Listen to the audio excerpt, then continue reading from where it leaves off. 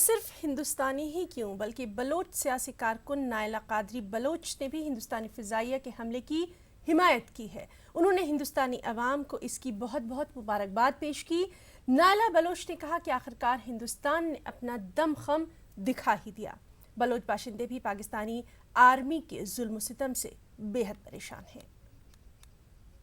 Surgical strikes Hindustan کی جنتا کو مبارک ہو۔ آخرکار ہندوستان کی سرکار کی طرف سے یہ پالیسی بنی اور یہ شروع ہوا کہ جو ٹیرر ہے، جو آتنک ہے،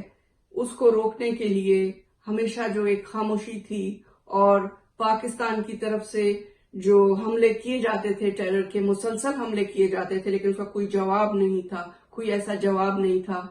کیونکہ جو پہلی سرجیکل اسٹرائک ہوئی اس کے بارے میں بھی بہت سی ایسی باتیں تھیں، لیکن یہ سرجیکل اسٹرائک ایسی ہے جسے ڈینائی نہیں کیا جا سکتا۔ اس سرجیکل اسٹرائک نے وہاں جا کر کام کیا ہے،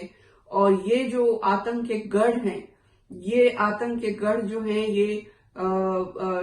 جن ناموں پہ چلائے جا رہے ہیں، ان کا ان ناموں سے تو کوئی تعلق نہیں ہے، لیکن یہ جو پوری انسانیت کے خلاف ہیں، جہاں انسان بستے ہیں، جہاں زندگی بستی ہے، یہ اس کے دشمن ہیں۔ اور یہ صرف 3 یا 4 جو کیمپس تھے، ان کو ختم کرنے سے یہ آتنک ختم نہیں ہوگا، کیونکہ یہ تو ایسا ہے کہ آپ نے اس کے پتے کاٹ لیے،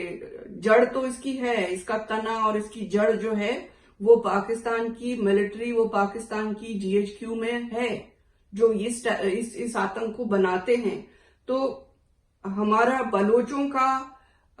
ہندوستان کے جنتا کے ساتھ، آپ کے ساتھ، ہم بلوچ آپ کے ساتھ کھڑے ہیں، اور